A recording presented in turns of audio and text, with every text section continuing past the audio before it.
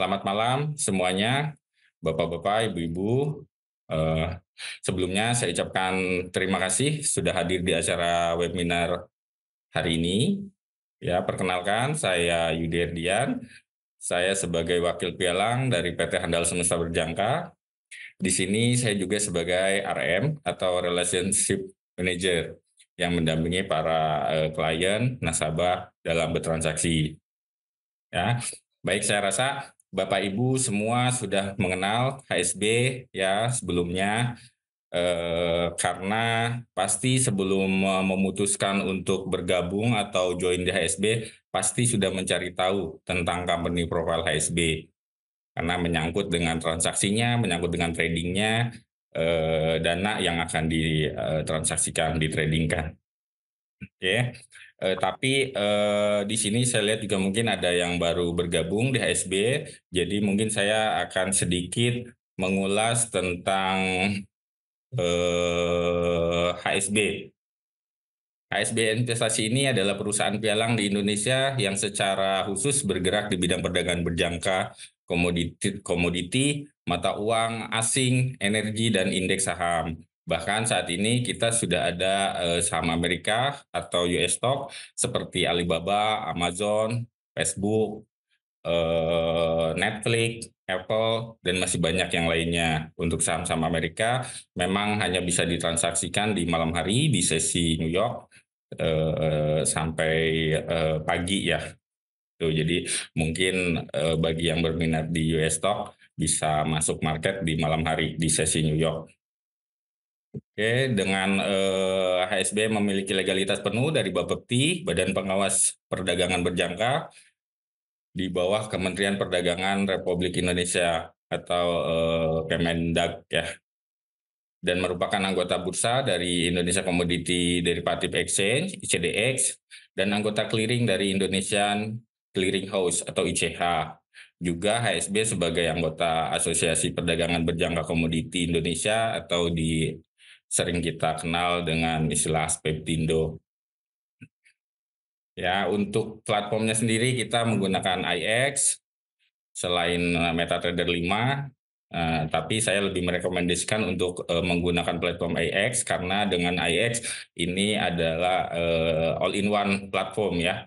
Jadi dalam aplikasi tersebut Bapak Ibu bisa lakukan top up, WD, trading di aplikasi yang sama. Juga terdapat signal trading, update-update berita ekonomi, kalender ekonomi yang setiap harinya diupdate. Jadi setiap harinya akan ada rilis data dari negara mana saja yang mungkin dapat mempengaruhi market. Itu bisa dilihat di menu kalender ekonomi yang sangat berguna menurut saya dalam menganalisa pergerakan harga. Selain itu ada juga edukasi one on one. Jadi Bapak Ibu selain didampingi oleh RM atau konsultan, Bapak Ibu juga bisa memanfaatkan fasilitas edukasi one on one. Jadi nanti Bapak Ibu bisa membuat jadwal sebelumnya di aplikasi tersebut di menu webinar one on one. Nanti akan ada mentornya khusus yang akan memberikan edukasinya. Jadi satu satu satu klien satu mentor. Itu sifatnya online. Pakai Google Meet atau Zoom, Pak? Kalau pakai Zoom ya, pakai Zoom juga kalau webinar, edukasi one on one. Itu jadi lebih private, Bapak Ibu mau belajar tentang analisa baik teknikal maupun fundamental. Selain dengan RM-nya ya bisa di menu edukasi webinar, edukasi one on one tersebut. Selain itu juga ada community, di menu community di aplikasi bisa dimaksimalkan karena ada beberapa komunitas yang bisa diikuti, itu ada sinyal trading, market news, itu sangat bermanfaat karena biasanya admin dari komunitas itu akan menginformasikan rilis-rilis data yang terjadi. Misalkan malam hari ini akan ada rilis data dari Amerika tentang pengangguran, misalkan klaim pengangguran di jam 9. Biasanya di jam 9 tersebut, admin dari komunitas itu akan posting hasilnya. Tuh, akan diinformasikan forecast-nya berapa, hasilnya berapa. Mungkin sebagian trader agak nggak begitu tahu bagaimana akses melihat berita-berita, jadi bisa dari grup komunitas Telegram tersebut bisa didapatkan informasinya, ya. Dan tentunya banyak promonya. Promonya dinamis ya, artinya setiap bulannya berganti-ganti. Jadi jika ada yang masih kurang paham tentang promonya atau syarat ketentuannya, bagaimana itu boleh didiskusikan langsung dengan RM-nya masing-masing. Karena eh, promonya ini ya cukup menarik menurut saya. Jadi bisa selain mencari profit dari tradingnya, bisa sambil memaksimalkan promonya. Itu jadi itu dari platform IX. Mungkin bagi para trader yang lebih familiar dengan MetaTrader 5, kita juga punya platform MetaTrader 5, bisa mengajukan untuk switch akun, tapi jika memang sudah nyaman di IX, mungkin bisa fokus di IX daripada nanti harus belajar lagi di MetaTrader 5. Tapi kita kasih pilihan itu, boleh di IX, boleh di MetaTrader 5, silakan. Yang mana yang terbaik, yang nyamannya mau di platform mana. Mungkin itu eh dari saya, mungkin itu mungkin bisa langsung ke masuk ke oh ya, untuk Bapak Ibu yang ada pertanyaan seputar HSB selain dari topik materi ini, boleh nanti disampaikan mungkin pertanyaan tentang promo atau tentang yang lainnya, boleh dicatat dulu di kolom chat. Nanti akan kita bahas di sesi Q&A. Ya, mungkin itu dari saya, dan supaya waktunya juga tidak terlalu lama, kita langsung masuk saja ke sesi kedua di pemaparan materi. Yang ini malam hari ini kita akan membahas tentang proyeksi trading US oil mendatang, dan akan dibawakan oleh market analis kita, yaitu Pak Firdaus. Silakan Pak Firdaus. Yo, selamat malam semuanya. Hari ini kita akan membahas tentang proyeksi trading di oil ya. Mungkin saya akan share screen sebentar. Ada beberapa faktor yang harus kita perhatikan di menjelang akhir tahun ini. Yang pertama di analisa fundamental. Yang pertama itu mungkin nanti malam akan ada news tentang inventory oil ya, jam 10.30. Di mana data sebelumnya itu ada minus 4,25,9, dan ada konflik di Laut Merah yang sedang memanas, dan ada kebijakan The Fed yang untuk menurunkan suku bunga acuan pada tahun 2024. Dan kalau di analisa teknikalnya sekarang oil udah berada di garis trend line. Untuk lebih jelasnya kita akan coba lihat langsung di chartnya. Oke, di sini kalau kita lihat di time for hours, di mana oil udah membentuk Elliott Wave 5, udah valid Wave 5, sekarang dia akan membentuk koreksi A, B, dan C. Sekarang dia lagi develop koreksi A. Kalau kita lihat di time frame for hours, potensi garis A itu di 75,12. Dan kalau kita kecilin time frame-nya juga,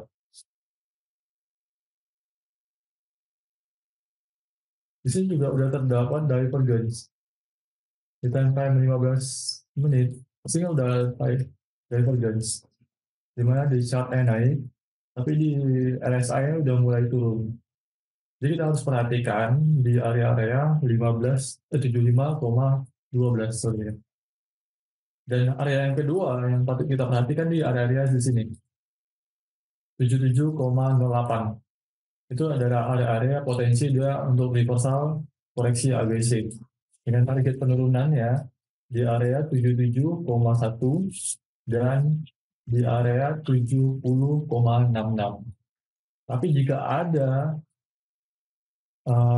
rejection di area 75,12, ini pasti akan turun duluan. Apalagi ntar malam ada news tentang inventory oil. Jadi kalau ragu, mending jangan entry dulu, tunggu newsnya keluar aja. Gitu. Untuk target kenaikannya itu bisa tinggi nanti setelah dia break dari trend line. Kalau kita lihat dari Fibonacci, target minimal tuh di sini, target pertamanya 81,3. Itu target minimal apabila dia udah break dari trend line 4 hours-nya.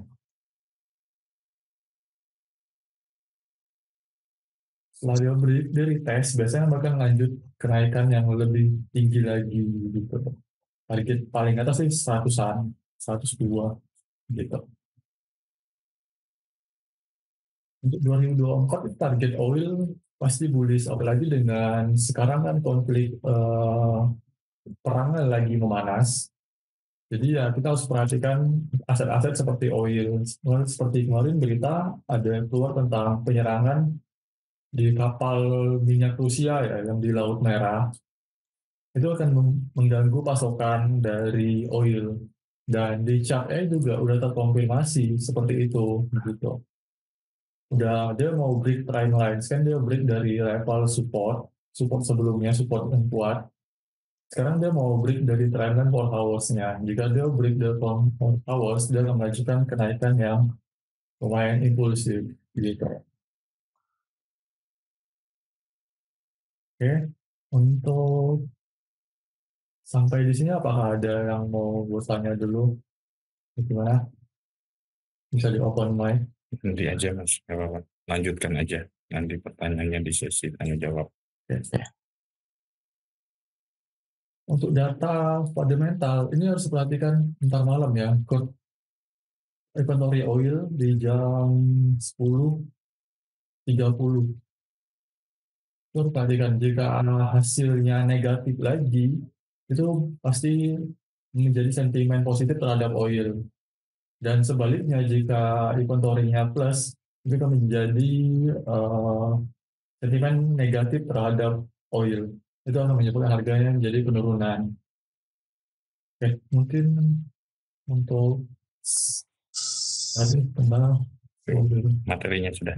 Oke, baik. Dari ini materinya memang hanya untuk analisa teknikal, fundamental, jadi bisa fokus ke analisa US Oil. Tapi jika Bapak Ibu ingin bertanya di produk lainnya, misalkan di emas atau di forex, boleh. Silahkan disampaikan. Boleh dicatat di kolom komentar atau boleh buka mic untuk disampaikan pertanyaannya. Ya, nah ini ada ini udah masuk ke sesi Q&A, jadi barangkali ada yang ingin bertanya bisa langsung disampaikan pertanyaannya. Ini ada itu apa Pak pertanyaan ya? Coba lihat di kolom komentar di chat roomnya ada. Nah ini pertanyaan dari Mbak Ibu Kiki. Malam Mas, apakah gerakan oil akan memicu gerakan AUD USD? Karena AUD USD banyak dipengaruhi oleh ekonomi di Tiongkok dan apa nih? Sorry, dan apa? Kalau misal turun sampai di mana? Thanks before Mas Firdaus. Silakan Mas. ya, kalau untuk korelasi Audi USD dan US Oil sih nggak ada sebenarnya. Kalau oil lebih banyak berkorelasi sama Kanada. Cuma kalau kita mau ingin lihat dari Australian dollar USD ya,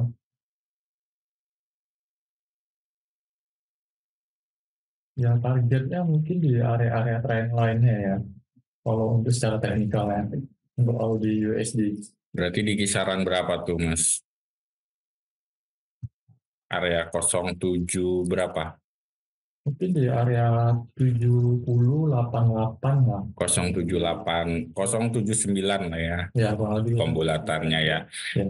Ya, jadi secara korelasinya memang tidak ada korelasi secara langsung karena Australia ini juga bukan merupakan produsen minyak ya Mas ya. Iya. jadi mungkin tidak terlalu berpengaruh ke oil gitu. Tapi kalau bicara secara teknikalnya, ini tadi ada potensi dia untuk naik ke area 07.800 ya, Ya, 078. apalagi sekarang kan trennya lagi USD lagi melemah gitu. Dia akan memicu kenaikan di pasar USD.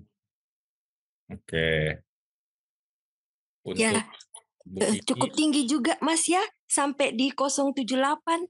Tapi ini Ya, karena sekarang dia di 67, iya, di cuman 067. iya Bu, cuman ini kan dari daily time frame ya targetnya. Mungkin sebelum itu mungkin akan ada koreksi-koreksi minor. Oh, mungkin bisa sampai Januari atau Februari itu Mas, Kalau naik untuk terus bullish. bentuk, ya mungkin sekitar Januarian lah Bu. Oh iya, Mas, ini related dengan masih Aussie dulu Mas. Itu kalau naik, kalau turun sampai di mana Mas? Itu tadi naiknya, kalaupun potensi turun sampai di mana? Penurunannya ya. Iya.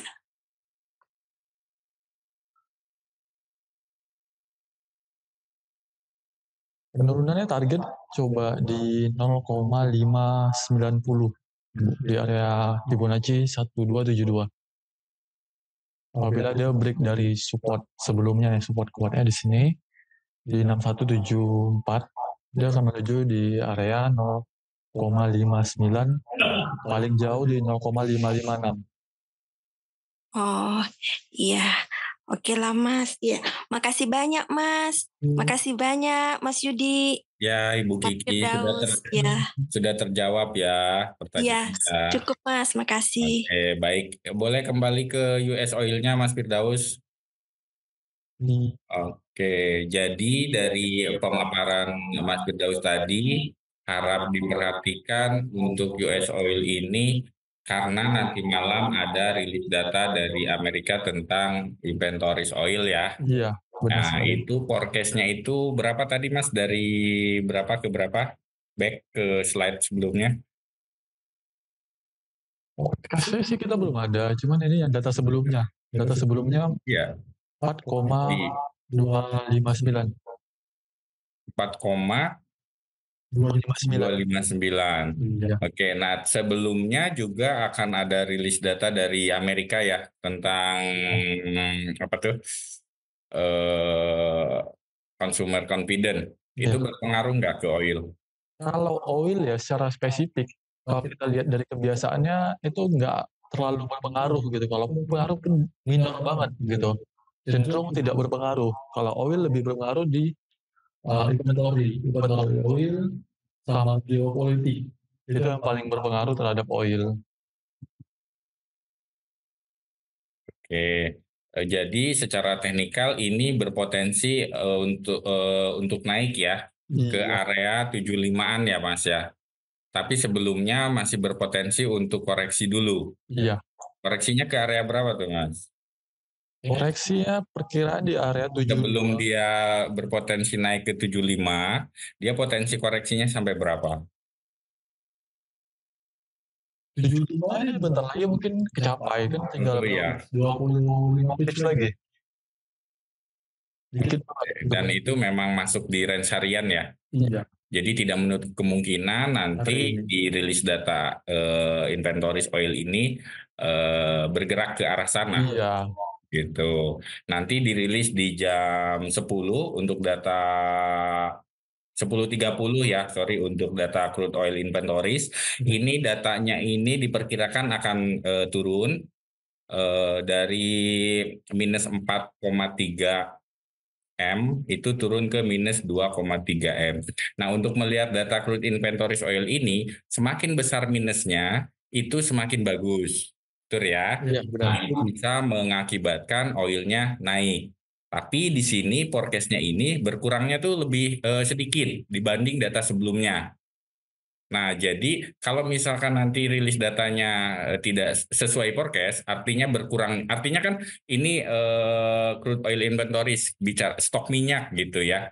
Nah, berkurangnya itu ternyata lebih sedikit dari data sebelumnya. Artinya stoknya masih banyak, pengurangan stoknya itu lebih sedikit dari data sebelumnya. Sehingga kalau stoknya banyak kan secara ekonomi juga akan mengoreksi harga kan gitu. Nah ini kalau memang nanti inventorisnya rilis data crude inventories oilnya di bawah sesuai forecast di bawah data sebelumnya, ini potensinya memang membuat di oil ini terkoreksi gitu. Tapi kalau kita lihat juga saat ini kan dia sedang berada di garis trend line.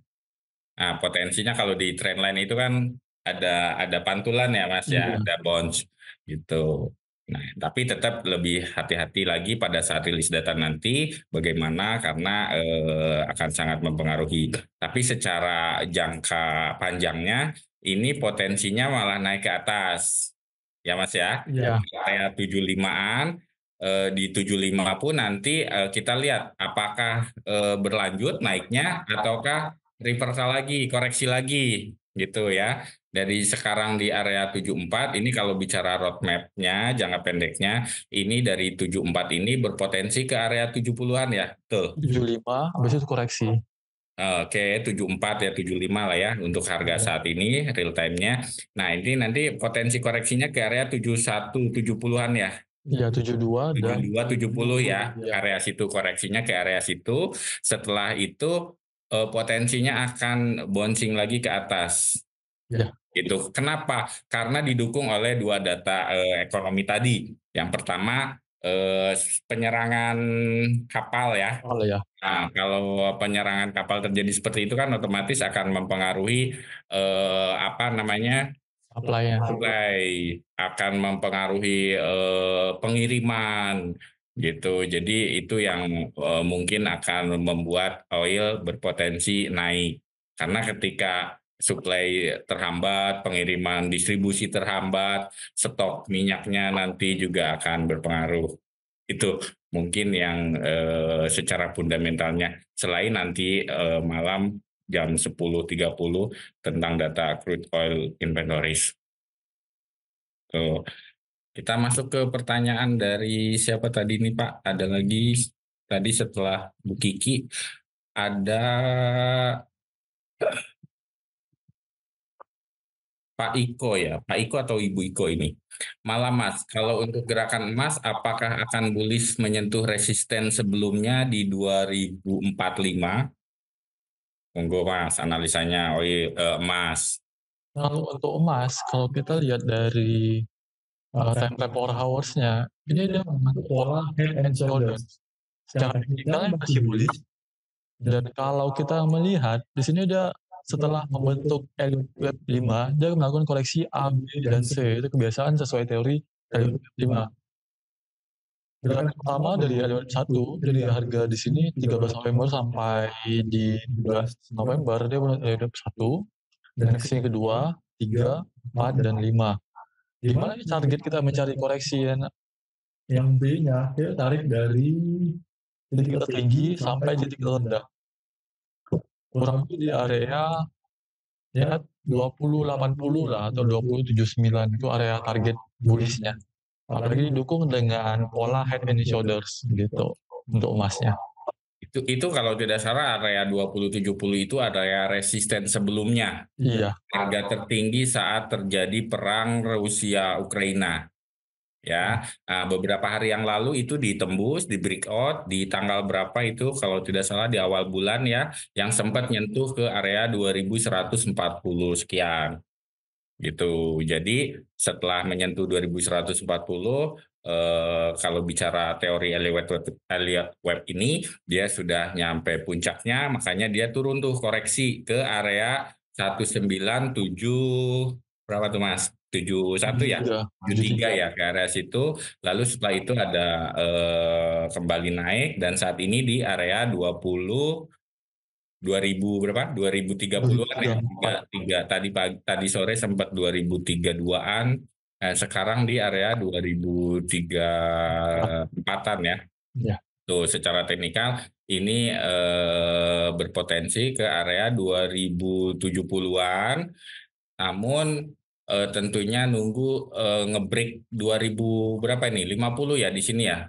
Ya kurang ya 2050 Pak. Nah, 2050. 2048 kalau nggak salah di sini nih 2008, Ya, 2048. 2048. Kalau ini ditembus, hari kemarin sempat menyentuh ke area situ, tapi ternyata nggak kuat. Dia balik lagi di tadi pagi itu dia balik lagi ke area 2030-an, 2034 saat ini. Dan kalau misalkan ditembus 2048-nya, ya itu targetnya ke 2070-an.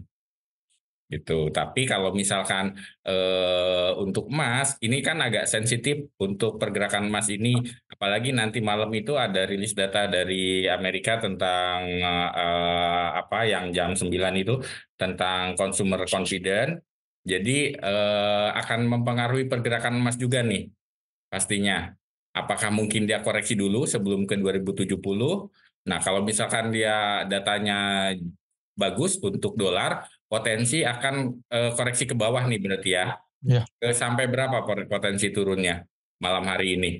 mungkin di area sini lah 20 30 maksimal segini lah paling. Area 20-30-an ya. Ya, Tadi maghrib ya kalau nggak salah itu di area 32. 23 ya. Ya, 32. Nah, ternyata bouncing di situ. Kalau misalkan 2032-nya tembus, berarti masuk ke area 2020 ya. Ya, Area 2020, area 27 lah, 27 atau 25. 25, 20 sampai 25 ya, Ya. area situ ya. Oke, mungkin itu Bu Kiki untuk analisa teknikal emasnya. Tapi secara fundamental jangka panjangnya, ini emas juga apa sangat merespon dari The Fed yang berencana memangkas suku bunga itu.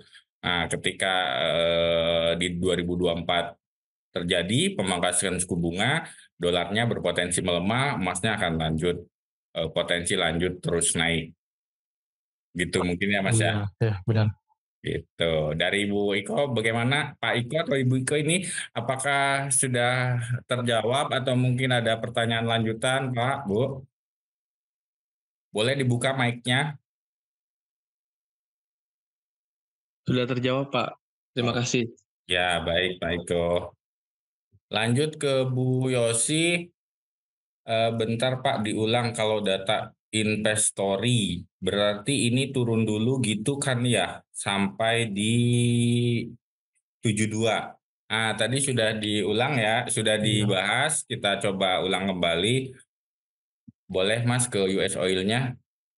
Nah, kalau inventories oilnya ini berkurangnya lebih sedikit dari data sebelumnya itu kan 64 ya, 4,2.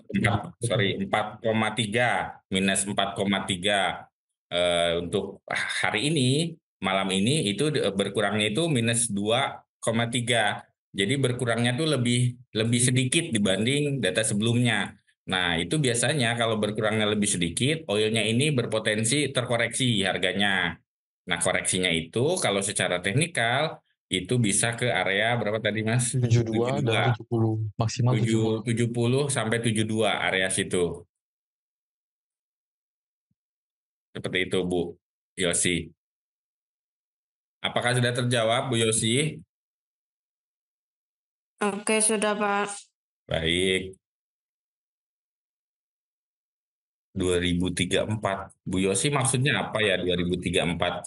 Ini XAU ya. XAU, Bu, atau oil? XAU tuh Pak. Oh, XAU. Oh, ya, harga saat ini ya maksud Ibu ya 2034 ya. Oke, baik dari Bapak Ibu yang lain, apakah ada pertanyaan?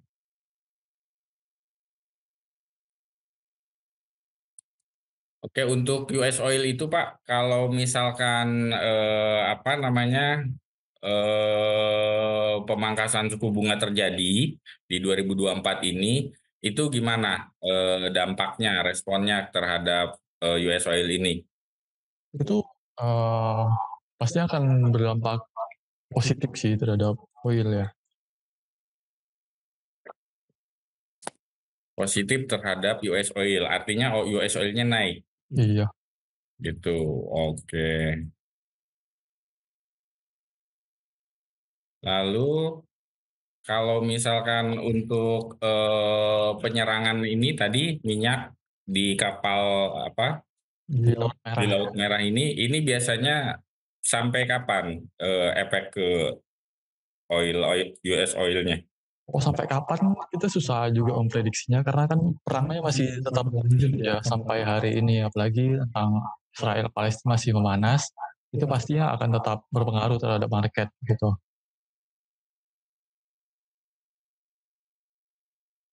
Oke.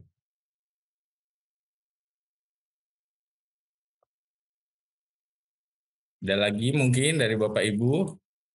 Oke, Pak Sopar Negara. Pak mau nanya XAUUSD ambil pending buy di 2027 bagus nggak? Silakan Pak, analisanya Pak. 2027 bisa kita antri buy mungkin di area sini bisa. 2027 ya. Buy limit di 2027. Iya. Stop lossnya mungkin di bawah low sebelumnya atau mungkin di bawah sini juga bisa. Stop loss di mana Pak? 2018 lah ataupun 2015 juga bisa. Kalau di 2018 berarti sekitar 9 poin ya atau 10 poin ya kalau di 2007 di 2027. Berapa poin? Targetnya di mana Pak? Tuh kalau misalkan mau saranan di 2027. Baik. Target buy di 2027 atau di 2031? Buy limit di 2027. Ya. Nah, kalau mau buy limit di 2027, SL-nya di 2017. 2015 ya. Maksimal lah. 2015. Amannya 2015 ya. Amannya 2015. Berarti SL-nya resikonya itu sekitar 12 poin ya. Iya. Nah, targetnya di berapa Pak? Kita mau ukur reward-nya. Kita ukur di sini ya.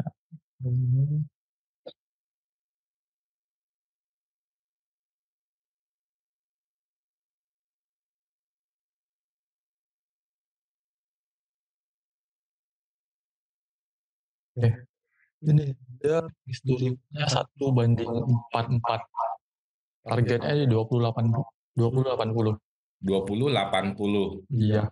Berarti apa kalau entry 2027 artinya Risk to reward-nya 1:44. ya, artinya kita berpandangan bahwa harga akan bouncing langsung ke atas ya. Iya. Oke. Apa yang pandangan analisanya bagaimana selain dari teknikal mungkin ada pendukungnya? Karena yang membuat tertahan di 2015-nya itu apa? Kalau saya sih lebih banyak ke teknikal dan ada astrologi trading. Kalau menurut riset saya selama ini, tanggal 22 ini akan ada sentimen positif terhadap biasanya saat terjadi siklus saat ini Capricorn itu biasanya selalu naik. Itu riset saya selama 5 tahun ke belakang saya melihat seperti itu. Kalau lihat dari siklus astrologi tradingnya. Saat apa Pak? Saat in Capricorn. Oke. Saat in Capricorn terjadi tanggal 22 Desember ini dan bisa terjadi saat tanggal 21 atau maksimal di tanggal 23. Seperti itu. Oke. Dan di momen Natal tahun baru ini ada pengaruh nggak? Pengaruh nggak ada sih. Nggak terlalu ya? Nggak terlalu.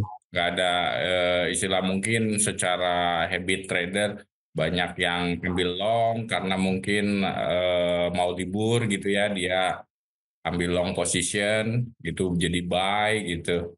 Ada biasa seperti itu nggak? Kalau saya lebih ngelihat dari yang bisa saya analisa biasanya pakai astrologi trading karena itu kan itu teori yang udah ada dari sejak zaman 1915 atau 1920 saya lupa. Itu teori yang udah lama banget dan itu bisa kita ukur dan itu saya bisa riset ke belakang gitu. Kalau misalnya kebiasaan trader atau nge-sell di akhir tahun saya sih kurang paham ya kalau seperti itu. Karena saya lebih percaya tentang teori yang benar-benar saya bisa saya buktikan secara ilmiahnya seperti itu. Oke, Pak Sopar Negara, mungkin ada pertanyaan lanjutan, Pak? Atau sudah terjawab pertanyaannya?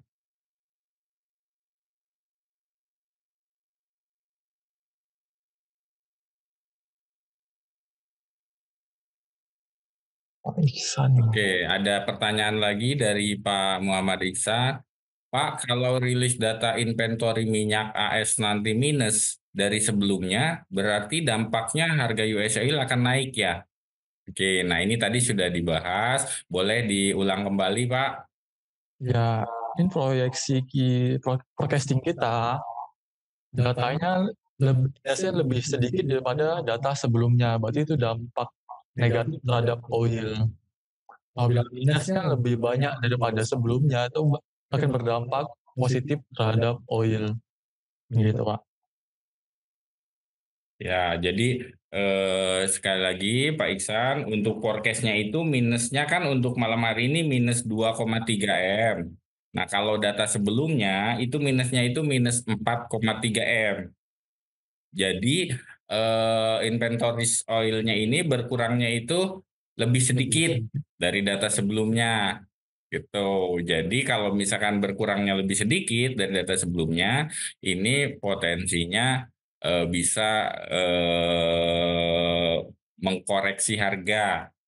Yaitu tadi kalau kita lihat teknikalnya, si oilnya ini kalau memang merespon data tersebut dan memang sesuai forecast datanya, inventories oilnya berkurangnya jauh lebih sedikit dari data sebelumnya, itu ada koreksi turunnya itu bisa sampai ke area 70 sampai 72 di area ini Pak Iksan. Nah, kalau saran kita karena mengingat dari jangka panjangnya ini oil akan rebound ya, akan kembali naik mengingat isu perang yang tadi kita sudah bahas. Jadi lebih disarankan untuk open posisi buy. Di mana letak buy-nya ya di sini di area 70 sampai 72. Nah, target terdekatnya itu di area 74, 75. Kalau misalkan ditembus di breakout, ini bisa sampai ke area 81. Itu. Ini ada resisten di sini berapa nih Pak di web 4-nya itu? 80 ya? Iya, 80. Nah, itu ada resisten di 80. Jadi kemungkinan targetnya ke area 80. 81, 80, 81. Ah, tidak menutup kemungkinan ke 81 mungkin ada shadow-shadownya. Karena nanti kita lihat di 80-nya ini apakah tertahan di resisten, apakah langsung lanjut di breakout terus lanjut naik. Ini kalau kita bicara technical support resistennya. Itu ada lagi mungkin Pak Iksan, apakah sudah terjawab Pak pertanyaannya? Pak, terima kasih Pak, sudah. Baik. Dari Pak Andi Haryanto mungkin ada yang ingin ditanyakan Pak? Boleh ya kalau mau bertanya di luar materi analisa US Oil ini mungkin ada pertanyaan seputar aplikasi, seputar promo, seputar HSB-nya boleh disampaikan. Atau mungkin mau bertanya seputar analisa dari produk lainnya seperti Forex kayak tadi si Ibu yang tadi Bu Eka ya itu dia tanya tentang AUD USD atau mungkin pair-pair lainnya juga boleh. Gitu. Nah ini US Oil ini ada pengaruhnya dari data Kanada kemarin nggak Pak? Nggak ada sih. Lebih ke kemarin dia naik karena ada penyerangan di Laut Merah ya. Itu lumayan berpengaruh terhadap supply and demand-nya. Oke.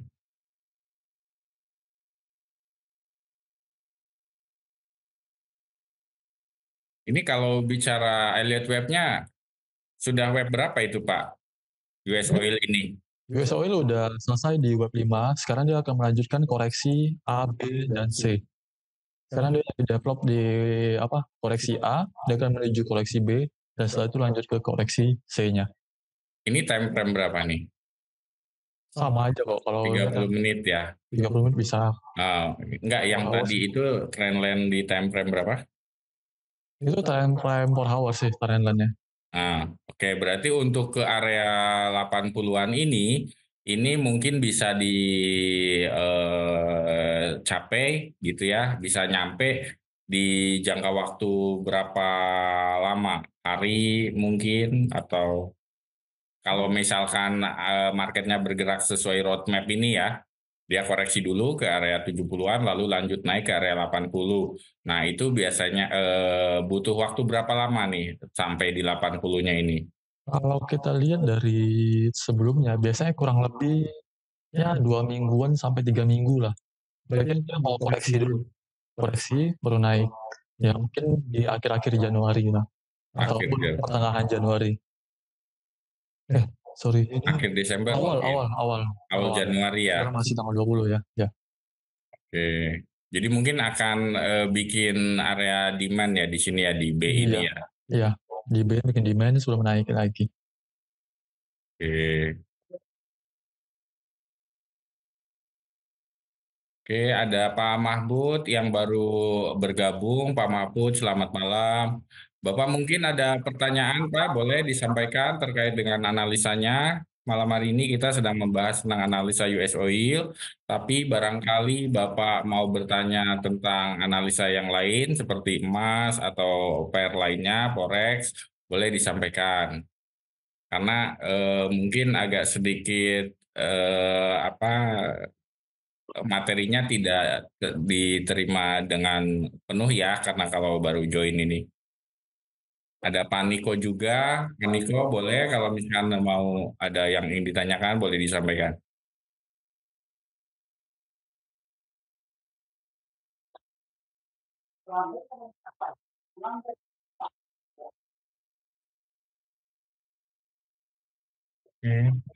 Kalau tertingginya terakhir itu di oil ini di berapa Pak? Boleh di daily-nya nggak?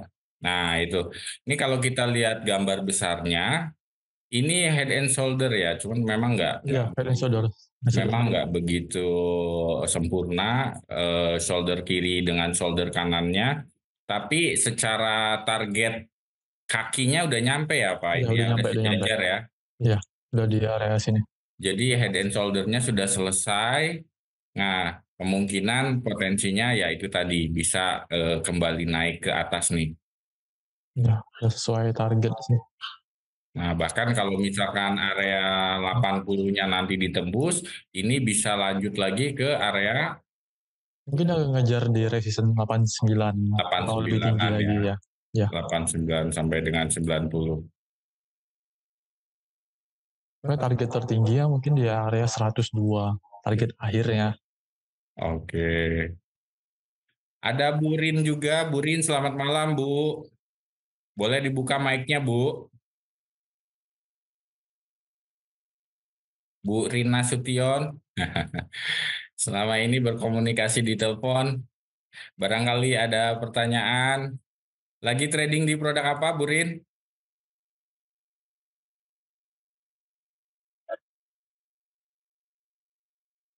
Atau Pak Devin atau Bu Devin ini mungkin ada yang ingin ditanyakan, silakan. Karena memang materi kita hari ini tentang analisa, ini tadi di US Oil sudah kita bahas. Bagi yang baru join dan ketinggalan materinya, boleh tinggalkan di kolom komentar pertanyaannya, atau mungkin bisa buka mic untuk ditanyakan langsung secara lisan.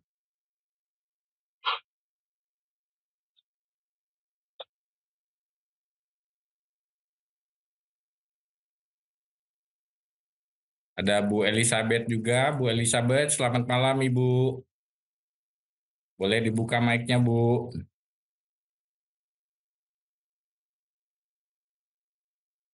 Iya Pak, malam Pak. Ya, lagi trading apa Bu?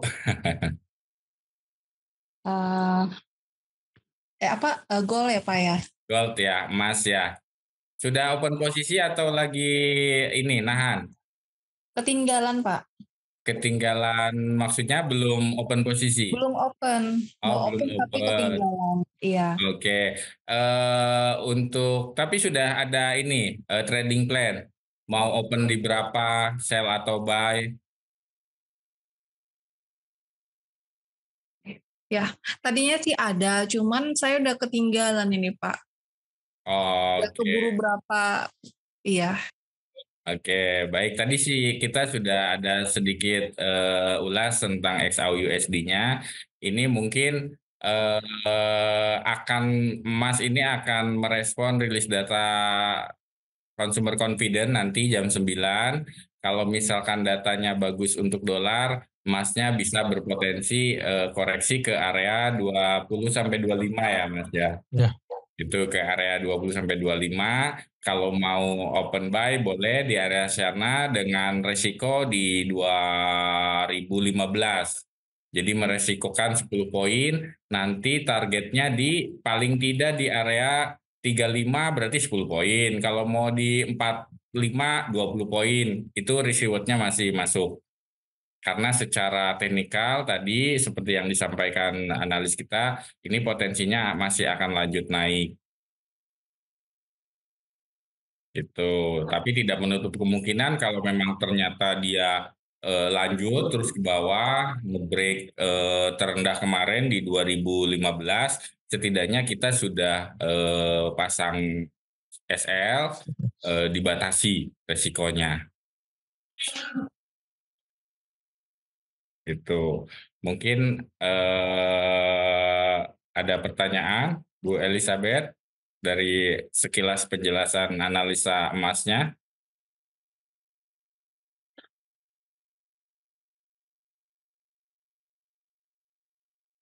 Pak Mahfud mungkin ada pertanyaan, Pak Mahfud Arsyad. Boleh Pak, silakan. Dibuka mic-nya. Oke. Atau Pak Jaki, selamat malam Pak Jaki. Mas Yudi, saya boleh nanya? Boleh. Siapa ini, Bu Kiki atau siapa? Iya, saya Bu Kiki. Ya, silakan Bu. Mas Yudi, katanya itu kan sejarah akan berulang, Mas ya, sejarah akan berulang. Jadi itu Desember sampai nanti Imlek itu biasa bullish untuk candlenya gold. Apa benar itu, Mas?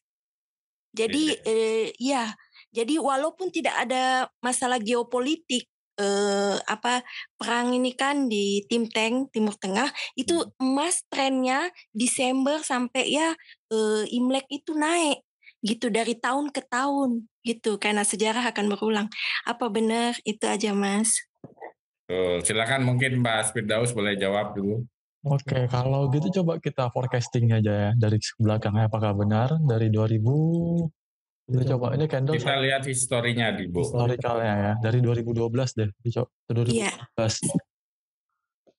Ini satu candle 1 bulan ya. Ini kita pakai time frame monthly ya. Jadi satu candle ini pergerakan 1 bulan.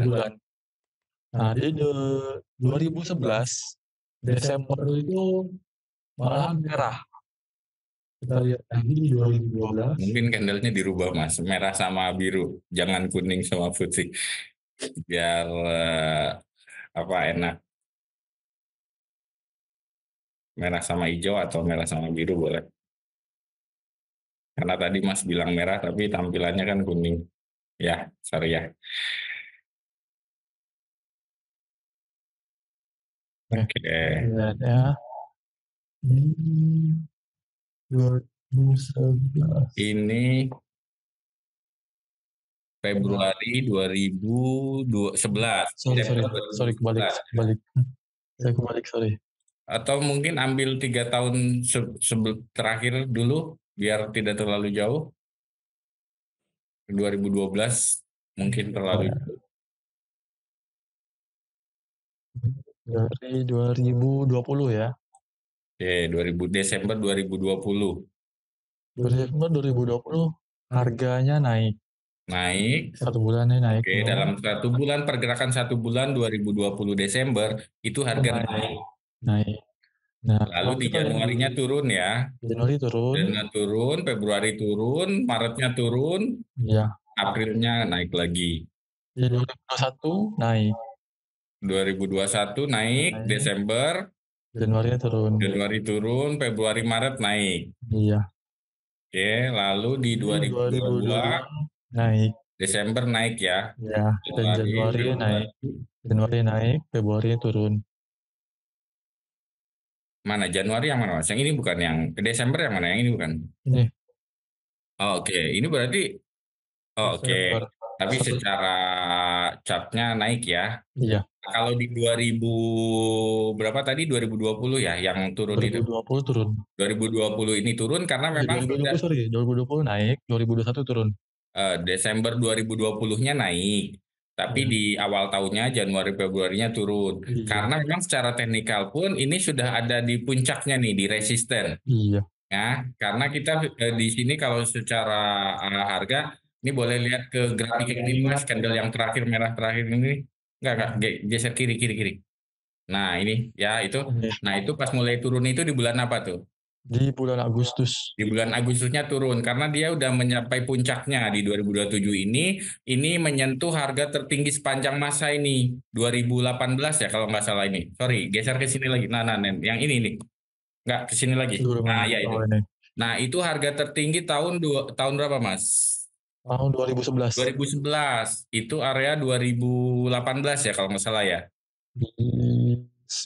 Harga tertinggi ya. Harga tertingginya di area situ lah 2018-an. 2018 dulu. Ya. Ya enggak, ya, area situ 2018-an saya ingat itu harga tertinggi terakhirnya. Nah, itu di break di Agustus 2020 ya. Nah, itu pas lagi puncak-puncaknya COVID. Ya. Puncak-puncaknya COVID-19, lalu mulai koreksi turun di November, September, Oktober, November, Desembernya dia naik lagi, Januari turun lagi. Nah, ini karena mulai mereda nih COVID-nya. Itu lalu kembali lagi turun nih di sini di 2022 karena COVID-nya udah mulai. Ini gelombang kedua nih, makanya dia dibawa naik lagi nih. COVID gelombang kedua di 2000 berapa nih Mas? 2023 ya? Ini yang ini nih yang puncak ini. Sorry kiri. Nah, ya itu. Nah, itu 2000 berapa? 2022. Ini puncaknya bulan apa? Oktober ya? Maret ya? Nah, itu puncaknya gelombang kedua COVID. Setelah itu terkoreksi turun lagi. Ini sampai ke area berapa nih? Yang berapa candle tuh? Berapa bulan tuh? Ini bulan Oktober 2022 ya. 16-20. Bulan apa? November ya? November 2022 ya? Oktober ya, di bawah turun ke area 19 berapa? 16 ya. 16. Nah, habis itu dia naik lagi ke atas lagi gitu. Ditambah lagi itu ada isu perang itu Rusia Ukraina, lalu dibawa naik lagi ke area 2070, tertahan lagi, koreksi lagi turun ke area 18 15-an kalau nggak salah kemarin di bulan-bulan lalu dibawa naik lagi saat ada perang Palestina itu dan kemarin sempat menyentuh harga tertinggi saat perang Rusia Ukraina di 2070-an ditembus kemarin di awal-awal bulan Desember ini bahkan sempat menyentuh di 2140 sekian. Nah, ini tertahan kemarin sempat koreksi turun dibawa ke area 1870 ya. Koreksi yang terakhir ya. 18. Nah, ini nih yang terakhir ini. Nah, head shoulder emasnya ini. 1995. Enggak, itu kan left shoulder, head shouldernya.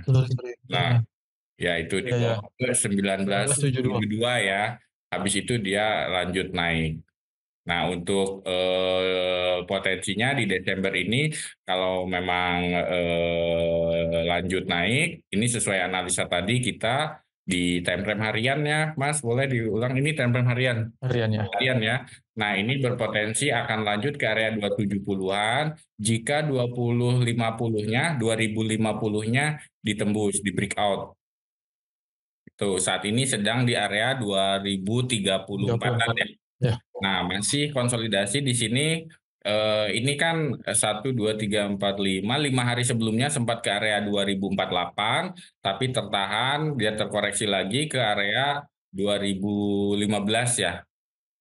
2015. Ya. Nah, baru hari kemarin mencoba untuk nembus 2050, tapi hari ini turun lagi, ketahan di area 2050. Nah, makanya kalau misalkan nanti malam ini 2050-nya ditembus, ini potensi lanjut naiknya ke 2070. Gitu ya. 2080 ya. Nah, 2070 sampai 2080. Kalau bicara supply demand, ini juga area supply ya. Apa ya? Nah, ada supply. Bicara head and shoulders, ini adalah apa nih, kaki ya. Kan ini shoulder kiri, shoulder kanan. Nah, ini kakinya Ya. di yang A ini untuk menyelesaikan pola head and inverted head and shoulders. Ya, sorry, Inggris saya kurang. Oke, mungkin itu Ibu siapa tadi, Bu Kiki ya? Iya, Ah, makasih. Mas, ini saya mau bertanya tentang ini forex, Mas ya. Mas, boleh. ini kalau forex nggak boleh ada gap ya? Misalnya ada terjadi lompatan gap akhir pekan itu biasa terjadi. Apa gap itu harus tertutup atau tidak? Itu nomor 1. Yang kedua, ini kan berkaitan dengan emas, kan waktu tanggal 7 Oktober pas penyerangan Hamas itu kan terjadi hari Sabtu.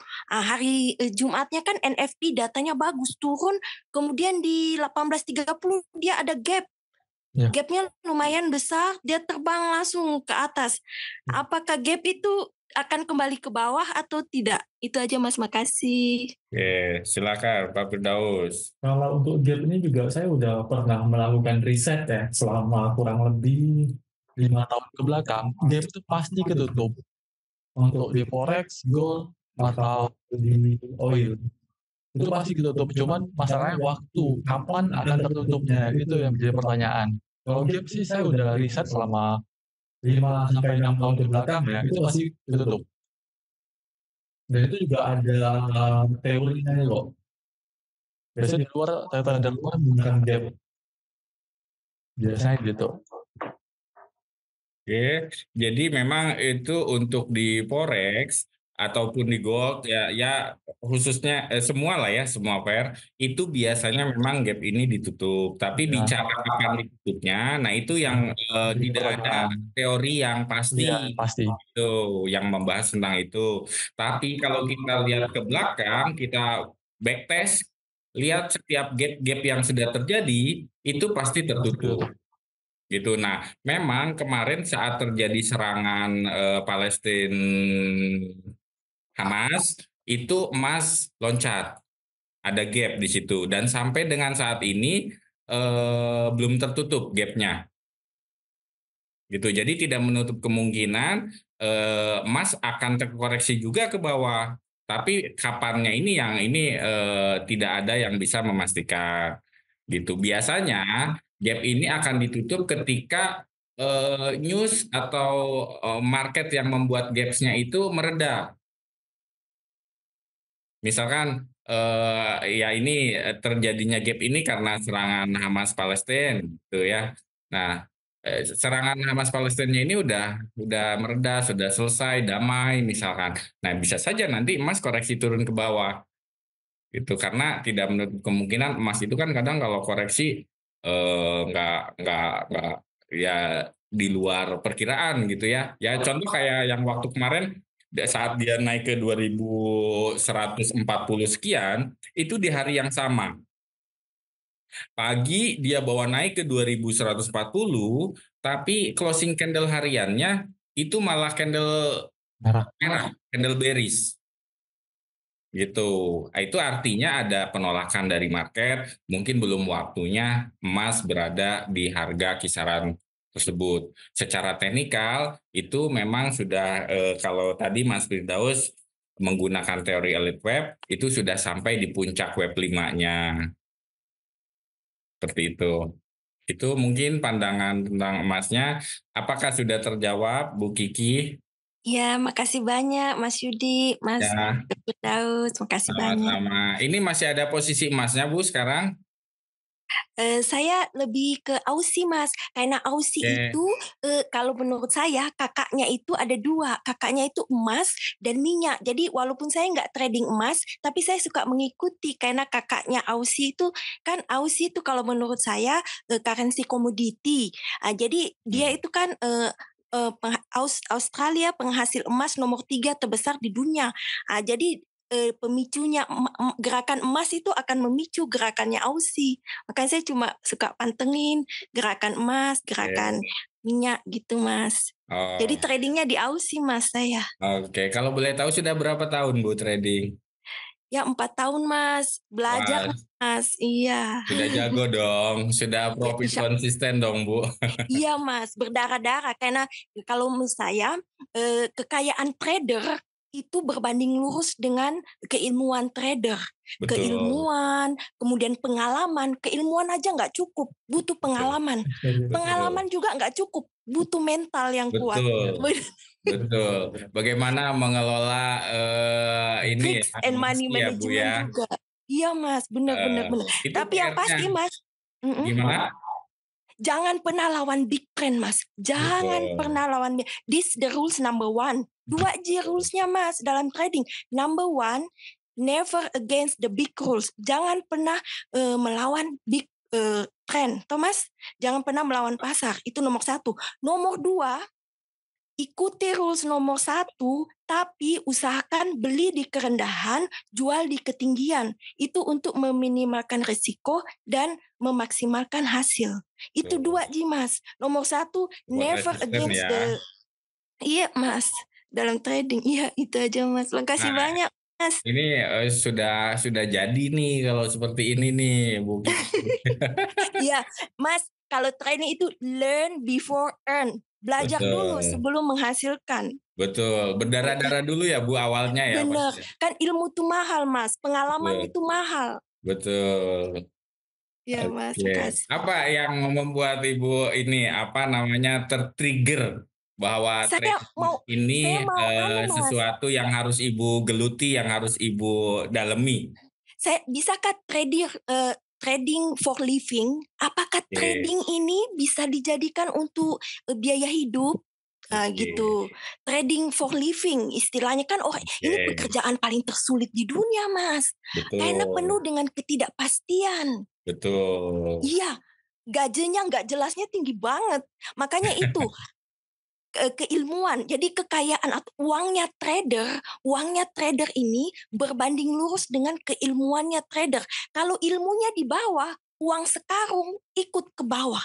Tapi kalau keilmuannya di atas, uang dikit naik, ikut ke keilmuan karena berbanding lurus. Betul. Itu pengalaman juga. Jadi motivasi Mas. Saya mau tahu apakah ini bisa jadi sumber untuk trading for living gitu Mas. Motivasi harus kuat Mas. Ya betul. Nah selama 4 tahun ini apakah sudah menikmati hasilnya Bu? Mas, saya suka target best achievement-nya saya. Jadi pernah saya itu 15 hari 4 account win rate-nya saya 100 Mas, 100%. Saya enggak mau kalah. Bisa Mas, yaitu di ketinggian dan di kerendahan. Jadi ada titik pivot. Jadi dia itu pasti di antara ketinggian dan dia kejemput. Jadi 15 hari itu saya enggak pernah rugi. Loss, tapi itu that's not good. Jadi saya bilang dalam bisnis ini Kiki, kau enggak rugi, kau harus berani rugi. Kau harus berani berdarah. Makanya saya kalau sudah berdarah, wait me market, wait me. Jadi lebih termotivasi gitu ya Bu ya? Iya Mas, benar. Iya luar biasa Mas, asik sekali. Karena ini pekerjaan sebenarnya menantang Mas. Menantang betul. Betul dan tidak membutuhkan ya hanya bermodalkan pikiran, bermodalkan internet gitu ya kan Bu. Ibaratnya Ibu nggak perlu stok barang, Ibu nggak perlu karena ini kan yang toko gitu. Tapi konsepnya perdagangan. Iya kan ini bisnis masa kini Mas. Betul. Bagaimana handphone menghasilkan uang? Itu. Ya. Jadi handphone tidak sekedar untuk talking, untuk foto, untuk baca-baca, tapi bagaimana handphone bisa menghasilkan uang. Itu. Ya. Jadi apa yang itu nih, pokoknya sih Mas, seru sekali pemahaman data Mas. Kita harus tahu pemahaman data, dan data yang dikeluarkan harus direlated dengan potensi kenaikan atau penurunan suku bunga. Jadi fundamental ya. Big trend-nya itu apa yang dibilang sama The Fed. Ya. Powell tuh bilang apa? Itu big trend-nya. Powell tuh bilang apa? Bahwa sudah akan nampak potensi karena ekonominya sudah mulai melemah kan, inflasi sudah mulai mendingin. Begitu. Selalu bunga ya.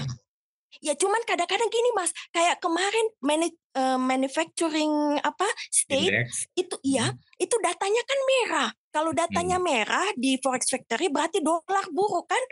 Dolar buruk, dolar jelek. Ya, tapi dia turun Mas, dia turun. Makanya saya heran, kenapa datanya merah kemudian dolar menguat? Tapi saya langsung ambil posisi buy karena saya ngikuti big trend. Ya. Saya tahu big trend-nya dia itu mencari kerendahan walaupun datanya itu naik karena dolar melemah. Jadi kita harus punya insting kuat juga sih Mas membaca big trend-nya apa ini. Gitu. Ya, butuh ini ya Bu, jam terbang ya. Yang saya bilang tadi Mas, ilmu yang kuat tidak cukup. Butuh ilmu yang kuat, pengalaman yang kuat, mental yang kuat Mas. Buset dah Mas. Apalagi ibu-ibu gitu ya, maksudnya kadang kan keterbatasan untuk gerak keluar rumah gitu ibaratnya gitu ya. Kalau misalkan dibekali dengan atau menguasai industri ini kan jauh lebih ini ya Bu waktunya ya. Iya, ini cocok sekali lah untuk ibu-ibu, tapi harus memang belajar Mas, harus motivasi yang kuat itu dulu Mas. Karena banyak orang Mas, ini Mas, ini benda Mas, one bad day is enough to destroy 5 years hard working. Satu hari yang buruk cukup untuk menghancurkan 5 tahun kerja keras. Satu hari yang buruk. Setuju. Jadi hati-hati Mas, kita kerja keras 5 tahun bisa diselesaikan dalam 1 hari yang buruk. Betul. Training. Ya. Iya Mas. Ibu join di HSP sudah berapa lama Bu? Iya sudah setahun lebih, hampir 2 tahun gitu Mas. Oke, sementara pengalaman trading Ibu sudah 4 tahunan. 4 tahun. Iya Mas. Berarti sebelumnya belajarnya di pialang sebelumnya ya? Iya hampir semua broker ku joinin Mas. Oke. Saya ikut turnamen juga Mas. Turnamen? Iya. Turnamen trading? Iya saya peringkat 6 dunia Mas. Nggak sombong-sombong hebat. Luar biasa ya. Iya. Ada key-nya, kuncinya yang mungkin mau Ibu bagikan ke teman-teman trader yang lain? 2 itu tadi Mas kuncinya. Number 1, never against the big trend. Jangan pernah melawan big trend. Jadi big trend itu biasa dibentuk sama pernyataannya itu The Fed. Karena itu related dengan suku bunga. Kan orang itu per mana yang lebih naik kan suku bunga tinggi, dia yang lebih kuat gitu. Betul. Jangan pernah melawan big trend. Jangan pernah melawan pasar. Trend is friend. Trend is friend. Okay, that's rule number 1. Okay, rules number 2, follow rules number 1, ikuti rules number 1, but tetapi beli di kerendahan, jual di ketinggian. Betul. Support resisten ya Bu. Iya, tapi kan kalau bahasa super setnya ada pertanyaanku juga Mas. Jadi saya selesaikan dulu yang kedua. Yang kedua, beli di kerendahan, jual di ketinggian, maksudnya apa? Untuk meminimalkan risiko dan memaksimalkan hasil. Jadi tetap itu mengikuti big trend. Itu yang pertama kan Mas, never against. Karena kata Caitlin, ada Caitlin Mas, saya suka ngikuti jago. Dia 20 tahun trading, cewek. Dari Chinese. Dari dia mana bilang, Bu? China. Iya, dia 20 tahun trading, dia bilang yang paling aman trading itu selama dia 20 tahun pengalamannya, ikuti saja big trend aman. Sama daya floating Mas. Daya floating itu sangat-sangat penting. Ketahanan dana ya Bu ya, margin. Iya, daya floating. Jadi kita kalau punya modal besar, itu sebenarnya tujuannya apa? Untuk memperbesar daya floating. Bukan modal besar untuk memperbesar lot. Betul. Semakin besar lot, Ya, semakin besar lot, daya plotting berkurang. Itu Betul. logikanya. Tapi modal besar juga enggak garanti. Modal besar pakaiin lot besar. Jadi daya plotting kecil. Sama, Nah, Ji. Gitu. Jadi modal dibesarin itu gunanya untuk memperbesar daya plotting. oke. Begitu. Yes, Mas. Yes, mantap nih pengalamannya Bu. Thank you. Tadi Ibu juga sharing bahwa hampir semua broker Ibu ikutin. Mungkin Bener, ada Mas. feedback untuk HSB Bu, bagaimana pengalaman Ibu setelah bergabung di HSB selama setahun ini? Amazing, Mas. Jadi HSB itu care sama customernya itu luar biasa, super amazing. Care dengan knowledge-nya customernya. Karena kekayaan kita kan berbanding lurus sama knowledge kan, keilmuan kita. Peduli banget gitu. Gitu. Jadi luar biasa, salut. Cuman segmennya ini, Mas. Kan Segmennya gini. gimana Bu? Kan konsepnya bagaimana handphone bisa menghasilkan uang. Kan semua yang memegang handphone ini kan bukan hanya middle up, middle low also. Oke. Kelas menengah ke bawah. Jadi mungkin dia punya Lot, ya. batasan equity-nya mungkin bisa menjangkau yang menengah ke bawah itu, Mas. Oh ya, nah ini jadi ini memang jadi fokus kita ke depan juga berdasarkan dari request dari para nasabah yang lain. Itu kan arahnya ke microlot juga ya Bu ya. Ya, benar-benar, Mas. Nah, ini memang kita sedang ajukan ke Bapepti, masih dalam tunggu proses persetujuan agar mikrolotnya bisa segera disetujui supaya bisa trading 0,01 lot. Jadi Mas, seperti supermarket gitu loh, Mas. Ya. Jadi supermarket itu lot yang terkecil pun disediakan karena kemampuannya orang kan beda-beda. Jadi tidak mesti minimal 0,1. 0,01 kita juga available. Apalagi gitu istilahnya, Mas. Ya, Ibu, terima kasih masukannya. Oke, sama-sama, saya makasih juga. Ya, Mas. dan itu lagi tadi saya sampaikan untuk akun mikrolot ya, semoga karena ini kaitannya dengan regulator ya Bu ya, dengan pemberi izin gitu ya. Jadi kita terus mengajukan memang karena dalam pengajuan ini kan tentunya ada persyaratan-persyaratan yang harus dipenuhi gitu. Nanti ketika memang persetujuannya sudah disetujui oleh Bapepti, kita juga akan segera launching gitu. Dan memang untuk pialang lokal ya Bu ya, setahu saya yang akun mikro ini hanya hitung jari ya, hanya beberapa saja. Betul nggak Bu? Iya benar Mas, benar. Nah, jadi memang persetujuan dari Bapepti ini agak butuh waktu, butuh proses lah gitu. Ya semoga Mas, sama satu lagi itu yang selalu jadi pantangan di masyarakat, itu satu. Saya searching terus, saya analisa terus kan, katanya forex itu judi, toh gambling, oke? Judi kalau kita tidak tahu apa-apa dan kita masuk market. Kalau kita tidak tahu apa yang kita tidak tahu kerjakan ya Bu ya. Tidak tahu apa-apa, mana resisten, mana support, ini beritanya apa yang dibilang sama The Fed, apa hasil rapatnya FOMC, gimana CPI-nya, bagaimana ekonominya Amerika. Kalau kita tidak tahu itu dan kita masuk market, that's judi. Itu judi. Betul. Jadi jangan mengklaim that's judi.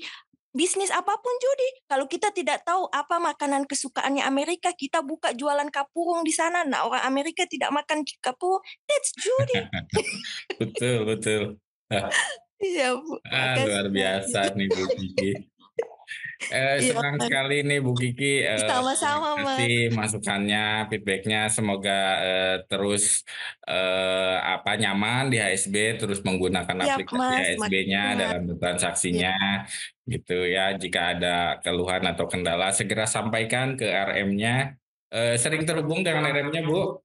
Siap Mas, dengan Mas Freddy, baik sekali. Mas luar biasa, saya bangga jadi nasabahnya HSB. Ya memang setiap nasabah di HSB ini didampingi oleh RM. Dari akun yang terkecil sampai terbesar pun didampingi. Mungkin di pialang lain hanya akun-akun besar saja yang depositnya besar yang didampingin RM, tapi kalau di HSB ini memang dirangkul semua gitu. Nah, tinggal bagaimana klien nasabah memaksimalkan layanan RM tersebut gitu. Oke, siap. Makasih banyak ya, Mas. Sama-sama Bu Kiki. Mungkin dari Bapak Ibu yang lain ada yang ingin ditanyakan atau ada yang ingin disampaikan sebelum acaranya berakhir karena waktu juga sudah sedikit lagi, tapi masih boleh kalau misalkan masih ada pertanyaan, silakan. Oke, sebelum masuk ke mungkin sudah tidak ada pertanyaan lagi, kita bisa masuk ke acara penutup. Dari Mas Firdaus mungkin masih ada yang ingin disampaikan, Pak. Silakan yang terakhir. Nggak ada sih, itu aja.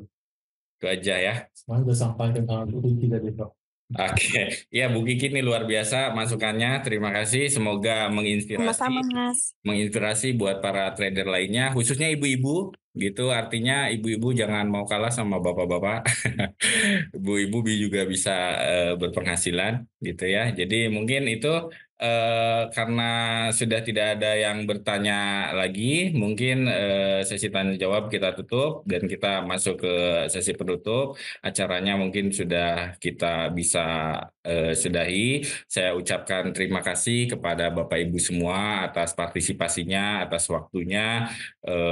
Semoga apa yang kita diskusikan, apa yang kita pelajari hari ini bisa berguna bagi kita semua. Dan saya harap bisa bertemu kembali dengan Bapak Ibu semua di acara webinar berikutnya. Tadi kita sudah membahas tentang proyeksi trading US oil mendatang dan juga emas. Semoga itu juga bisa jadi acuan dalam menganalisa pergerakan pasar ke depan. Sekalipun analisa tidak ada yang pasti, gitu. Tapi setidaknya kita sudah bisa melakukan analisa berdasarkan teori-teori atau berita-berita yang kita dapatkan. Jadi tidak hanya tebak-tebakan buah manggis saja gitu. Ini harga mau naik atau mau turun, tapi ada dasar-dasar acuannya kemana. Tuh. Mungkin itu dari saya ucapkan terima kasih sekali lagi. Terus update informasi, update berita-berita ekonomi, dan update skill trading kita agar risiko-risiko dalam trading dapat diminimalisir. Karena risiko trading ada terjadi karena Anda tidak tahu apa yang Anda lakukan. Itu kata Warren Buffett. Mungkin itu saja dari saya. Sekian dan terima kasih. Selamat malam Bapak Ibu. Wassalamualaikum warahmatullahi wabarakatuh.